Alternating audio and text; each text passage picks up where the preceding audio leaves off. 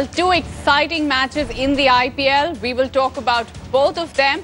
Welcome to Lights Camera Cricket. I've got Nikhil Chopra with me in the studio, as well as I'm joined by Saurav Ganguly from Kolkata. But first up, let's talk about the rain-curtailed match between Bangalore and Kolkata. What an exciting affair that was. Mandeep Singh produced a brilliant display towards the end as Bangalore beat Kolkata by 7 wickets in a rain-curtailed match. The match was reduced to 10 overs a side after the rain played spoiled sport. Put into bat, openers Gautam Gambhir and Robin Uthappa ensured Kolkata maintained a run rate of over 10. Skipper Gambhir was the first to depart. Andre Russell's 17 ball 45 ensured the visitors posted 111 for 4 from 10 overs. In response, Bangalore got off to the best possible start as Chris Gayle and Virat Kohli added 48 runs in the first 4 overs. Gayle was dismissed for 21 while Kohli scored 34. At one point, the hosts still needed 32 runs of 16 balls. But then the magic of Mandeep Singh as he smashed an 18 ball 45 took Bangalore home with 2 balls to spare.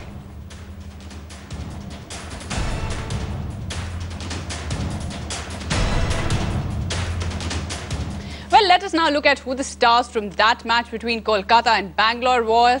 Obviously, no doubts and no guesses as far as the player of the match is concerned. Mandeep Singh, the young lad from Bangalore, scored a scintillating 45 of 18 deliveries with 4 boundaries and 3 sixes. He is our player of the day.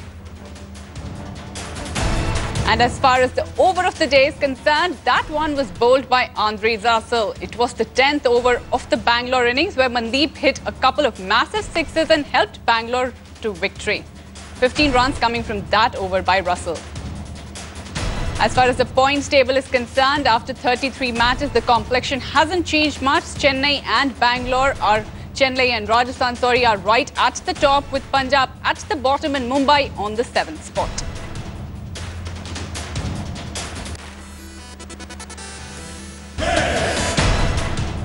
Dada, I will come straight across to you. If we look at that Bangalore-Kolkata match, it was a good batting performance out there by Kolkata, but Mandeep Singh just came and changed the complexion of the game with his scintillating innings today.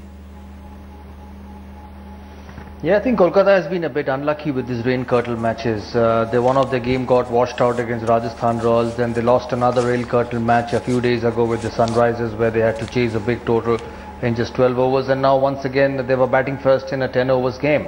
I think the main thing with the Bangalore game is that the Chinnaswamy Stadium is a very hard ground to defend. I've seen some big totals being chased. I remember A.B. de Villiers got 24 runs against us in the last over and won the game for the RCB. And when I saw the first innings total at 10 runs and over, and they needed about 26 or 27 in the last 2, and whoever was batting, I was backing Bangalore to win it, because the ball travels in this ground. It flies. If you see that short over point which Mandeep hit, and even that flick over short fine leg which he hit, look at the distance it carried. You know, there's something with the Bangalore cricket ground. It's the altitude which makes the ball travel a distance. So I'm not surprised with the result. 10 overs, 100. Even if Kolkata Knight Riders were batting second, they would have fancied winning this game. It's just that Bangalore was on the right side today. But Nikhil, Mandeep really played a brilliant innings out there today, because towards the middle, it looked like when Virat Kohli was dismissed, it looked like probably Bangalore were in a spot of bother, but Mandeep just came and took the match away. Absolutely. You know, with Mandeep not playing this sort of innings earlier in the tournament, you would have thought that middle order might have been a little vulnerable. You know, that 25-30 odd, who would be their go-to man? But outstanding innings, you know. This IPL Season 8 has brought about some youngsters making a name for themselves, and this is fantastic for the future of Indian cricket. You know, Dada, if we look at this match particularly, it was one... in fact, Nikhil, let's ask you. You were talking about Mandeep. We are looking at his wagon wheel. Why don't you tell us? He hit those 2 sixes right towards the end of Russell and completely changed the match, but he hit all over the park. Well, phenomenal. You know, when 45 in very quick time, you know, you obviously have the arsenal and the shots to go out there and find the gaps. And look at it, you know, with great amount of ease, like Dada said, at least here the ball travels. You know, all you got to do is time. And the good thing I see about these youngsters is when they're looking to power the ball on the onside, they don't lose posture. So the timing has been phenomenal for Mandeep. You look at the runs that he's got on the onside, the 16. Yeah. You know, the big score over mid-wicket, anything short arm, jab, bam, and it's into the park. So, you know, phenomenal batting by Mandeep Singh. You know, Dada, in fact, the batting was good on both sides. We have spoken about Mandeep Singh, but Andre Russell played a brilliant innings as well for Calcutta. And like you said, probably Kolkata would have fancied batting second and winning the match, but that was a great innings by Russell. So these West Indians are serious T20 players. You look at Chris Gayle, you look at Dwayne Bravo, you look at Andre Russell, you look at Sunil Narayan. They're just serious T20 players. You know, when they get to T20 cricket matches, they look a different side. And I'm not surprised with Andre Russell. It's just the sheer power of that man. The mishits carry to the stands. That's the way it is. They're big, strong boys, and it's great to see them play well. Obviously, his bowling hasn't stood up in the IPL. And he's slowly turning into someone who could bat and then bowl. If you look at his bowling, his economy is more than 13 runs and over. So from that point of view, his batting has stood up for the KKR, and he will remain a dangerous batsman in this format, because whoever has got the power to clear will always be dangerous in T20 format, and Andre Russell is one of them. Dada, what about Gambhir? Do you think he would obviously be disappointed with the inconsistency with which he's performed? He's had some good innings in the tournament till now, but probably not able to perform on a consistent basis. I think that's going to happen in T20 cricket. You know, this is that sort of a format where trying to get consistency will be very, very difficult because you're swinging. I think Gambhir has done reasonably well for the Kolkata Knight Riders. Their performance has been a bit up and down. They've been a little bit unlucky with the rain. Both the rain curtle games going against them. But it was not his day today. He didn't get enough runs. But I think he has done well in the tournament so far. I think he's a good captain. His captaincy skills are good. And I'm sure there's enough games lived in this competition for him to come back and fire and get some runs and get his team in the last 4. Nikhil, you think something similar for Robin Uthappa as well? He's performed well, you know, and he's made those 20s, he's made those 30s today, probably a rain curtailed match, but he would have wanted to stay through. He's done it in a few matches, but those getting dismissed before, you know, completing the task that is at hand, that would trouble Robin Uthappa. He hasn't had too many innings past, say, 60 or 70, and he's got that kind of potential, but I guess in a T20 encounter, Radhika, it's about once you get those 20s and 30s, at the pace you get them, and also how far can you take the game deep into the opposition's camp. I think Robin is a phenomenal player. I think he's got the opportunity now to go out there and open the innings also, you know, so he can go out there and stake a claim for himself. Phenomenal. And he's donning the wicket keeping gloves as well. So there are possibilities of all these guys who are going to be doing well. God forbid any injuries with Mandeep Singh Dhoni, at least in the T20 format or the shorter version. You have options available with the younger guys. Dada, we should talk about the fact that for Bangalore, their batting seems to have clicked everywhere. You know, it's not just the AB de Villiers and Virat Kohli. Somebody or the other in that Bangalore batting has performed. So obviously batting being a big strength for Bangalore. We saw that with Mandeep Singh coming today when we thought probably Bangalore would have lost track. But no, he came in, he completed the job. So Bangalore have a really strong batting lineup out there. Yeah, I agree with you. Bangalore has got a very strong batting lineup, but the difference in this Bangalore unit now is Mitchell Starc. Look at their performance before Mitchell Starc, where they were losing everything and they were right down at the bottom of the table, and since the last 3 games Mitchell Starc has come in, they have looked a completely different side. A good bowling side will always do well in any format of the game, and Mitchell Starc has added that dimension to that to the team. Look at his economy in the last 3 games. Mitchell Starc, he bowls at the death. He bowls in the first 5 overs, and I think that has actually set the game up for the Bangalore, because Chris Gayle hasn't fired, AB de Villiers hasn't fired, Virat Kohli hasn't fired. Yes, young Mandeep Singh took them through, but it's Mitchell Starc who has turned the tides for RCB as much as he had done for Australia in the World Cup.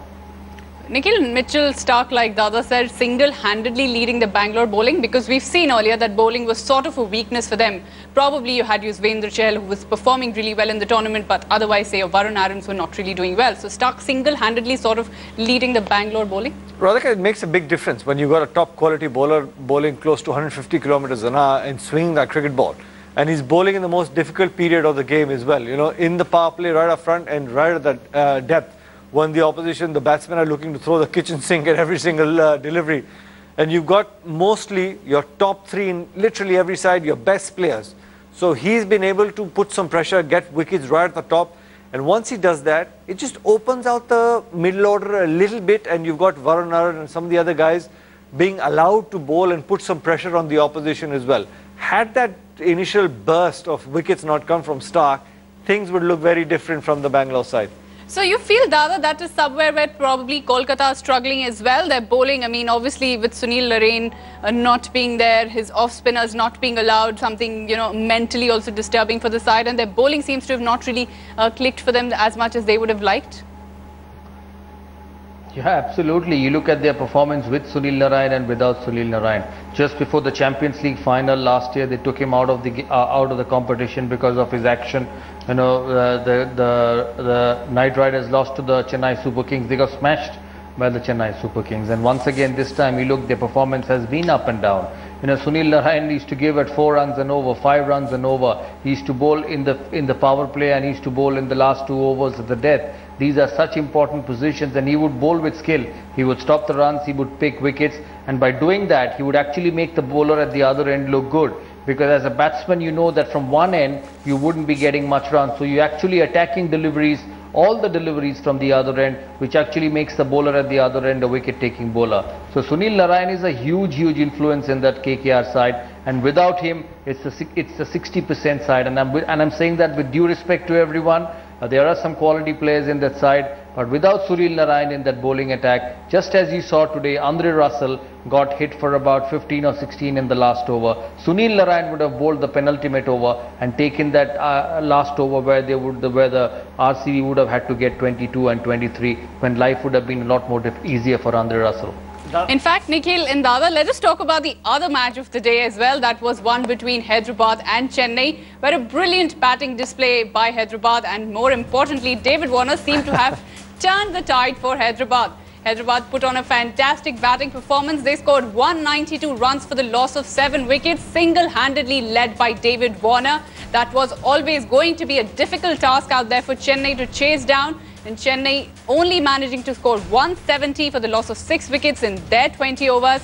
Obviously handing over the match to Bangalore, Hyderabad out there. A great victory for Hyderabad. Finally one that they've been waiting for too long.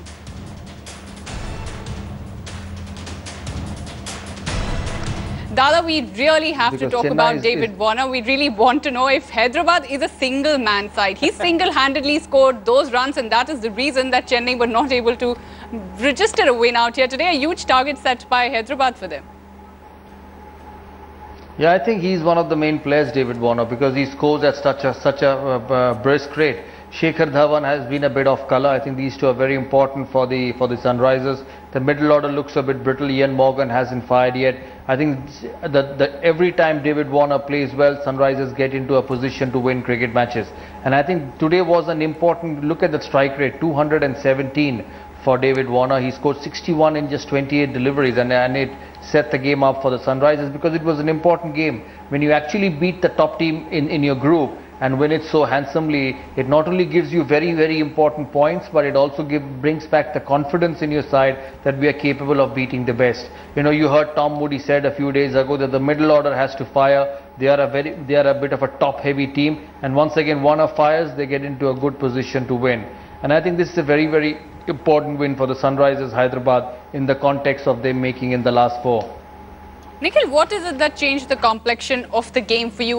We do know that obviously 193 was always going to be difficult to chase, but probably that run out of du Plessis and soon after followed by Dhoni getting out, was that significant enough out there? Yeah, without a doubt. You know, I thought that both of them were well set. You know, they had the momentum going with Faf batting well, striking the ball. Mandeep Singh Dhoni was looking good, but I guess that freak run out, as you may want to call it, that and the very next delivery, Mandeep Singh Dhoni getting out.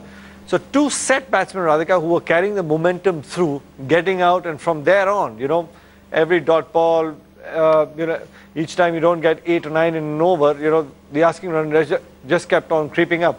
And all, with no, you know, disrespect to Negi, as well as some of the lower middle order batsmen getting 14, 15 from them with that kind of bowling, it obviously was going to get very difficult. So very difficult out there, and Hyderabad finally able to register a win thanks to their skipper David Warner. Thank you so much, Nikhil Chopra, for joining us. Thank you so much, Saurav Ganguly. 2 brilliant matches out there, and the IPL continues, and so does action on lights, camera and cricket. But that is all that we have in this edition. Thanks for watching.